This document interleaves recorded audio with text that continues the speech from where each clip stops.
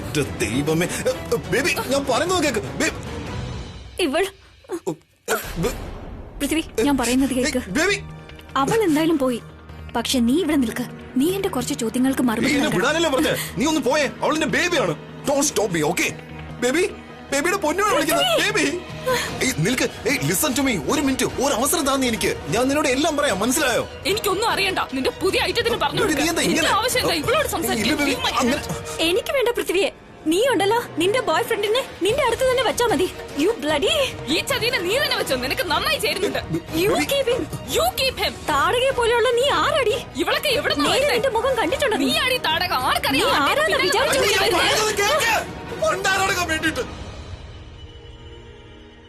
എന്താ കേക്കാത്തത്? Baby, baby, I want U.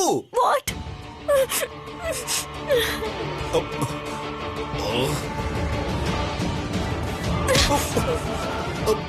മോശിപ്പിച്ച്. നിനക്ക് ഇത്രയ്ക്ക് ധൈര്യോ? You cheated on me. How dare you get lost? Baby, അമ്മേ, ഇവൻ പറഞ്ഞതാ സത്യം. അത് അമ്മ കണ്ടതും ചിന്തിക്കുന്നതും ഒന്നും സത്യമല്ല. ഞാൻ ജസ്റ്റ് ഇവന് ആന്റിസെപ്റ്റിക് പുരട്ടി കൊടുക്കുമായിരുന്നു. അത് ഞാൻ ഓട്ടോയിൽ വരുമായിരുന്നു. അപ്പൊ ഞാൻ ഏതോ ഒരു ഗുണ്ട ഇവനെ തല്ലുന്നത് കണ്ടു. ഭയങ്കരമായിട്ട് തല്ലുമായിരുന്നു. കണ്ടില്ലേ അവനെ? പറയാ അമ്മയോട് തല്ലുമായിരുന്നെന്ന്.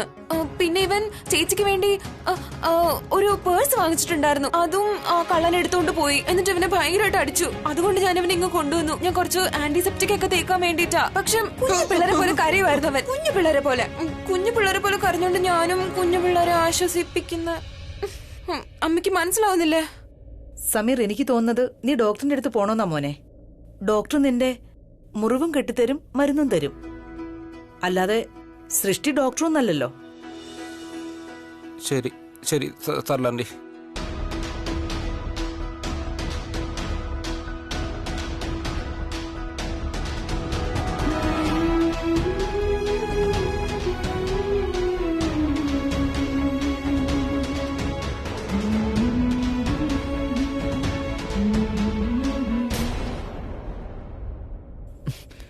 ഇതെങ്ങോട്ടാ പോയത് ഈ ബോള്?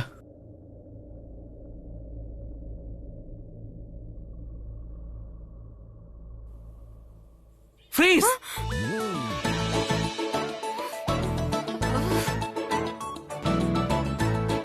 ഈ ഫ്രീസ് ഒക്കെ എന്താ?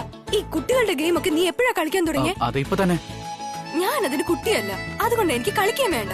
എന്ത് പറ്റി നിന്റെ റെഗുലർ ഗെയിം ക്രിക്കറ്റിന്? അതിന്റെ പ്രാക്ടീസ് ഒന്നും നടക്കുന്നില്ലേ? ഓ, അത് നടക്കാറേ ഇല്ലല്ലോ അല്ലേ? അതുകൊണ്ടാണ് നിന്റെ ബുദ്ധി ഇങ്ങനെയുള്ള സ്റ്റുപ്പിഡ് ഗെയിംസിൽ നിൽക്കുന്നത്.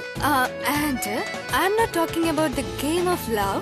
കാരണം അത് നിന്റെ ഇൻട്രസ്റ്റ് അല്ലല്ലോ, അത് നിന്റെ സെക്കൻഡ് നേച്ചർ അല്ലേ. ഇനി പറ, നീ എന്ത് കുസൃതി ഒപ്പിച്ചിട്ടാ നിൽക്കുന്നേ? നീ അതിന്റെ ക്ലൈമാക്സിന്റെ വെയിറ്റിംഗിലല്ലേ? എന്താ അതൊന്ന് പറ. നിന്നോട് ഞാൻ എന്തിനാണ് അതൊക്കെ പറയുന്നേ? അല്ലെങ്കിലും ഇതൊക്കെ നീ എന്തിനാ അറിയുന്നേ? ഞാൻ എന്തിനാ നിന്നോട് പറയുന്നേ? Who are you? കാരണം എനിക്ക് നിന്നെ അത്രയും ഡൗട്ടാണ്. നീ ഇന്ന് ഒളിച്ചു വന്നില്ലേ, അതിന്റെ മുഴുവൻ ഇമ്പാക്റ്റും എന്റെ ലൈഫിലാണ് ഉണ്ടാകാൻ പോകുന്നത്. വാവ് പ്രീത ആർക്കൽ, ഇപ്പൊ നിന്റെ ഈ ഒന്നുമില്ലാത്ത ബുദ്ധിയിൽ വെളിച്ചം വീശി തുടങ്ങിയല്ലോ. നന്നായി അറിയായിരുന്നു നീ എന്തോ കള്ളത്തരം കാണിച്ചിട്ടാ നിൽക്കുന്നേന്ന്. ഇനി സത്യം സത്യം പോലെ പറ, എന്താ നീ ചെയ്തത്? പ്ലീസ്. പ്ലീസ്. ശരി ശരി പറയാം. ആക്ച്വലി ഇതാ ഉണ്ടായത്. 2 ദിവസം കഴിഞ്ഞ് അപ്പോയിന്റ്മെന്റ് എടുക്കാം, അപ്പൊ പറഞ്ഞുതരാം. നിക്ക്, ഇത്ര ആറ്റിറ്റ്യൂഡ് എന്തിനാ നീ കാണിക്കുന്നേ? എനിക്ക് മനസ്സിലായി, നിന്റെ ഏതെങ്കിലും ഫാൻസിനെ കണ്ടിട്ട് വരികയായിരിക്കും അല്ലേ? ഓ, ഇപ്പഴാ ഓർമ്മ വന്നേ. നീ ആ പെൺകുട്ടിയെ കാണാൻ പോയതല്ലേ ഇന്നലെ റെസ്റ്റോറന്റ് വെച്ച് കണ്ടത്? നിനക്ക് ഇന്നലെ നമ്പർ തന്ന ആ കുട്ടി എന്തു പറ്റി?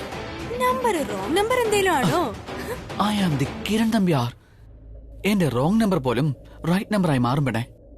അല്ല, നീ ജലസ് ഒന്നും അല്ലല്ലോ അല്ലേ? ഞാൻ എന്തിനു ജലസ് ആവണം? അല്ലെങ്കിലും ഞാൻ എന്റെ പേഴ്സണൽ ലൈഫിൽ വളരെ ഹാപ്പിയാണ്. ഞാൻ നിന്റെ അടുത്ത് വെറുതെ ചോദിച്ചതാ. പക്ഷെ എന്തിനാണ് ചോദിച്ചേ? നിനക്ക് വിഷമം തോന്നിയോ ഞാൻ നിനക്ക് പകരമായിട്ട് വേറെ പെണ്ണിനെ കാണാൻ പോയതുകൊണ്ട്? What rubbish! അയ്യോ, റബ്ബിഷോ? ഒരിക്കലും ഇല്ല. അതിന് എനിക്കെന്തിനാ വിഷമം തോന്നുന്നേ? റിയലി? പിന്നെ നീ എന്തിനാണ് ടെൻഷൻ ആവുന്നേ? പറഞ്ഞില്ലേ ഞാൻ നിന്നോട്, എനിക്ക് തോന്നുന്നത് നീ ഇപ്പോ ചെയ്യുന്ന എന്തോ ഒന്ന് എന്നോട് കണക്ട് ആണെന്ന്. നീ എന്നോടും കണക്ട് ആണെന്നേ?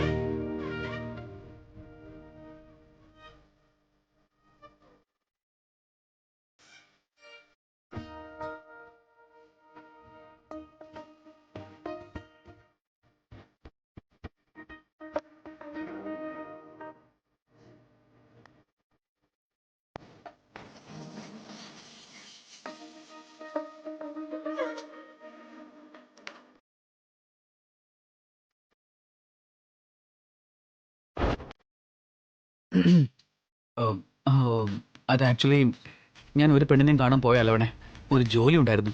ഓ അത് ശരി. അപ്പൊ പിന്നെ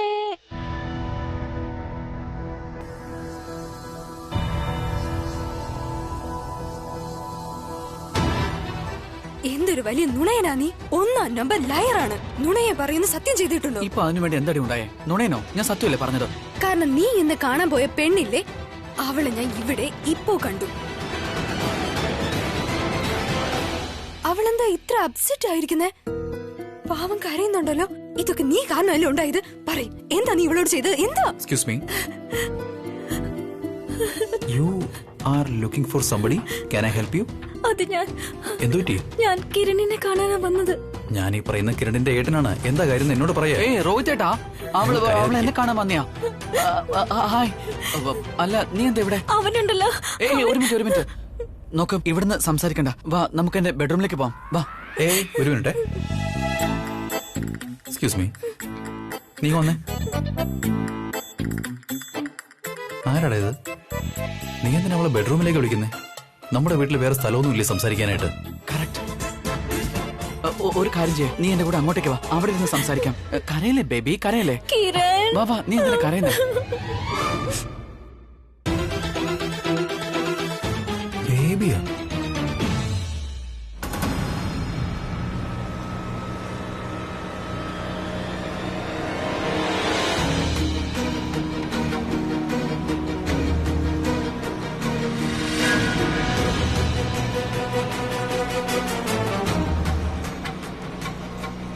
ഞാൻ ചിന്തിച്ചത് ശരിയാണ്.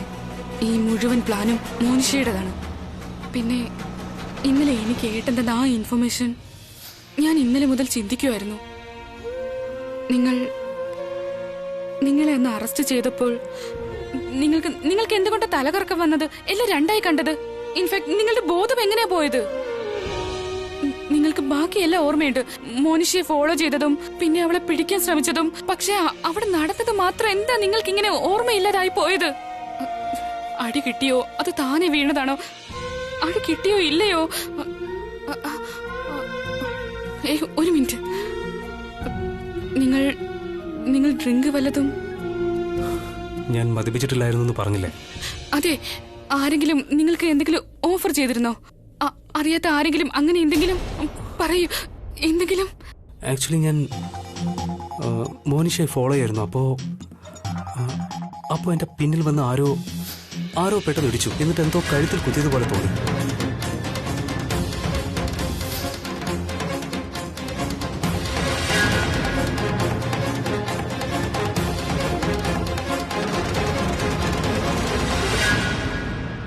ആരായിരുന്നു അത്? നിങ്ങൾ അയാളുടെ മുഖം കണ്ടോ? ഇല്ല, എനിക്ക് അയാളുടെ മുഖം കാണാൻ കഴിഞ്ഞില്ല. ഒരു തൊപ്പിയൊക്കെ വെച്ചിരുന്നു. എന്നെ പിന്നോട്ട് കുത്തിന്ന് പറഞ്ഞപ്പോ ഞാൻ അയാളെ വിളിച്ചതാ. പക്ഷെ അയാൾ എത്ര വിളിച്ചിട്ടും നിന്നില്ല. കേട്ടിട്ടും കേൾക്കാത്ത പോലെ പോവുക ചെയ്തത്. മോനിഷയുടെ കാര്യം മനസ്സിൽ കിടക്കുന്നതുകൊണ്ട് എനിക്ക് അയാളെ ഫോളോ ചെയ്യാനും തോന്നിയില്ല. അതുകൊണ്ട് കൂടുതലൊന്നും എനിക്കറിയില്ല. പിന്നെന്ത് ചെയ്തു? പിന്നെ ഞാൻ അവിടെ തന്നെ കളഞ്ഞു.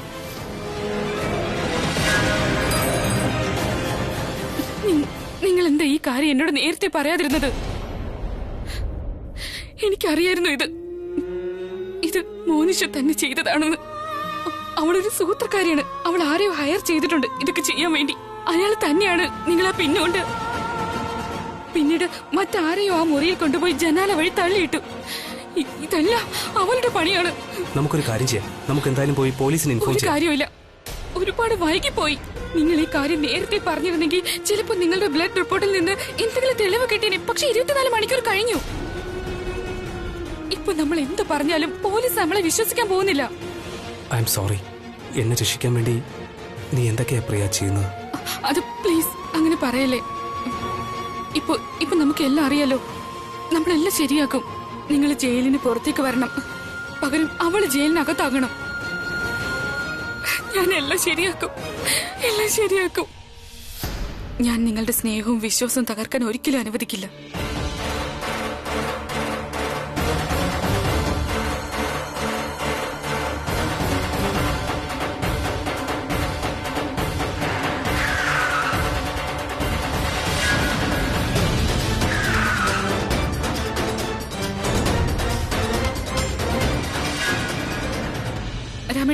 കാർ ശ്രദ്ധിക്കണേ.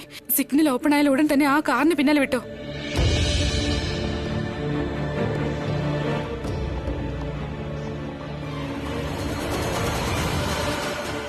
വിട്ടോ. ഇതിനു മുൻപ് അബിക്കെതിരെ നടത്തിയ മോനിഷയുടെ രണ്ടാമത്തെ പ്ലാനും നടന്നു. പക്ഷെ ഇത്തവണ ഞാൻ എന്തായാലും നിന്റെ പ്ലാൻ തകർത്തിരിക്കും.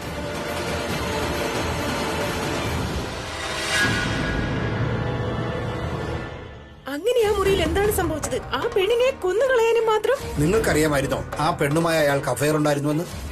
ഒരാള് പോലും എന്റെ ഏട്ടന്റെ മുഖത്ത് നോക്കി ഇങ്ങനെ സംസാരിക്കാത്തതായിരുന്നു. നീ കാരണം ഇന്ന് ആൾക്കാര് വിരൽ ചുണ്ട് സംസാരിക്കുന്നു. ഇന്ന് നീ ശരിക്കും അറിയും നിന്റെ കളവിനാണോ ആയുസ് കൂടുതൽ അതോ എന്റെ സത്യത്തിനാണോ എന്ന്. ഏട്ടന്റെ കൂടെ ഞാൻ മാത്രമല്ല, ഞങ്ങളുടെ മുഴുവൻ കുടുംബവും ഉണ്ട്. പക്ഷെ നിന്റെ കൂടെ ആരും തന്നെ ഉണ്ടാകില്ല.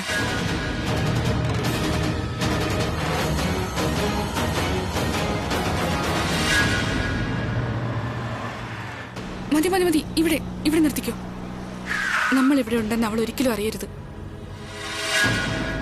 വണ്ടി ഇവിടെ തന്നെ പാർക്ക് ചെയ്തോളൂ.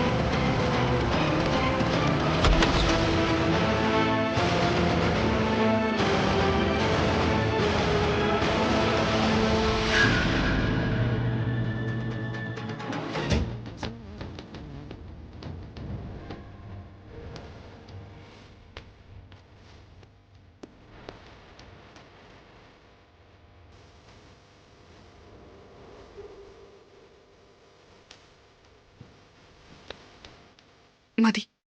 ഇനി നിന്റെ പ്രതീക്ഷകളുടെ എല്ലാ വാതിലുകളും അടയാൻ പോവുകയാണ് മോനിഷ.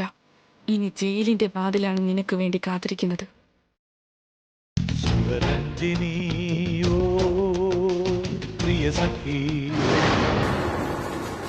വെള്ളം കൊണ്ടുവാ Ayisha.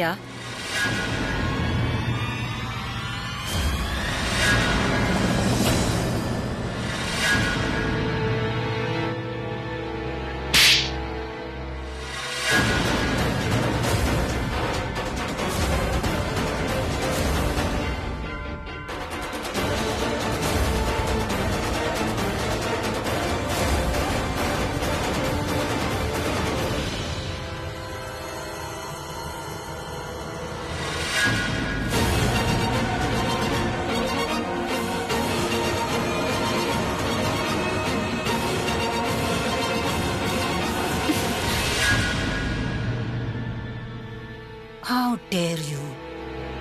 And who the hell are you? തലയിൽ എഴുത്ത് നല്ലതാ നിന്റെ. അത് ആടി മാത്രം കിട്ടിയത്. നിന്നെ അങ്ങ് ഒറ്റയടിക്ക് കൊന്നുകളയാ വേണ്ടത്. What? സത്യം പറഞ്ഞ ഇപ്പൊ തന്നെ കഴുത്ത് ഞെരിച്ച് നിന്നെ കൊന്നുകളയാൻ എനിക്ക് തോന്നുന്നത്. പക്ഷെ എന്റെ ഭർത്താവിനെ രക്ഷിക്കാൻ നീ ജീവനോടെ ഇരിക്കേണ്ടത് അത്യാവശ്യമാണ്. ഒരുപാടായി. ഞാൻ എത്രമാത്രം ഓടണോ അത്രേ ഓടി, എത്രമാത്രം ഒളിക്കണോ അത്രേ ഒളിച്ചു. പിന്നെ എന്തൊക്കെ കെണി ഒരുക്കാൻ പറ്റുമോ അതൊക്കെ ഒരുക്കി കഴിഞ്ഞു. ഇനി അങ്ങോട്ട് എന്റെ ഊഴമാണ് മോനിഷ.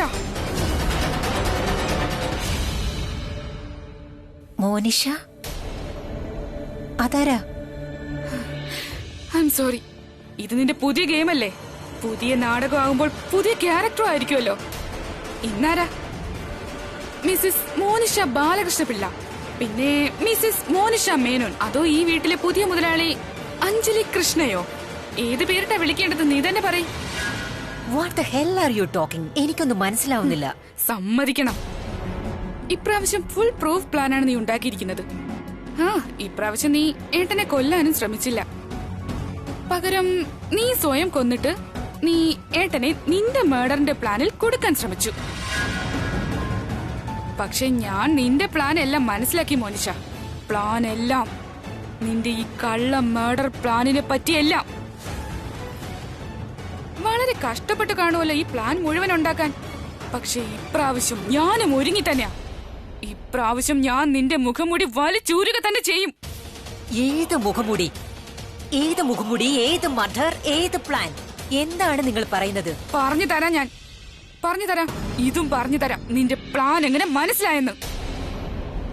നിന്റെ ഈ മുഴുവൻ ഗെയിം പ്ലാനിന്റെ ആദ്യത്തെ ചാപ്റ്റർ. നീ എന്റെ ഭർത്താവിന്റെ കാറിന് മുന്നിൽ വന്നു. നിന്റെ പിക്ചർ ഇന്റർനെറ്റിൽ വൈറലായതിനു ശേഷം നീ നഗരം വിട്ട് നീ പോകണമായിരുന്നു. പക്ഷേ ഇല്ല, പകരം നീ എന്റെ ഭർത്താവിന്റെ കാറിന് മുന്നിൽ വന്നു. അതിനുശേഷം നീ ഒളിച്ചു താമസിക്കാനായി ഒരു ഹോട്ടൽ റൂം എടുത്തു. ഏട്ടൻ നിന്നെ ഫോളോ ചെയ്തു. ഐ എം സോറി, നീ ഏട്ടനെ കൊണ്ട് നിന്നെ ഫോളോ ചെയ്യിപ്പിച്ചതാ. കാരണം ഏട്ടനെ ആ മുറിയിൽ കൊണ്ടുപോകണമായിരുന്നു, നീ പ്ലാൻ ചെയ്ത മുറിയിൽ. അതിനുശേഷം നീ നിന്റെ ഒരാളെ കൊണ്ട് ഏട്ടനൊരു ഇഞ്ചക്ഷൻ ചെയ്യിപ്പിക്കുകയും ചെയ്തു. അപ്പോ ഏട്ടന്റെ ബോധം പോകാൻ വേണ്ടി പല തവണ ഞാൻ ഏട്ടനെ വിളിച്ചെങ്കിലും ഏട്ടനൊരു കോള് പോലും എടുത്തില്ല. അതിന് ഏട്ടന്റെ ബോധം തന്നെ ഉണ്ടായിരുന്നില്ല അവിടെ എന്താ നടക്കുന്നതെന്ന്. കാരണം ഏട്ടനെ തോന്നണം ഏട്ടനെ നിന്നെ തള്ളിയിട്ടതെന്ന്. പിന്നീട് നിന്റെ ജോലി കഴിഞ്ഞു, പോലീസിന്റെ ജോലി തുടങ്ങി.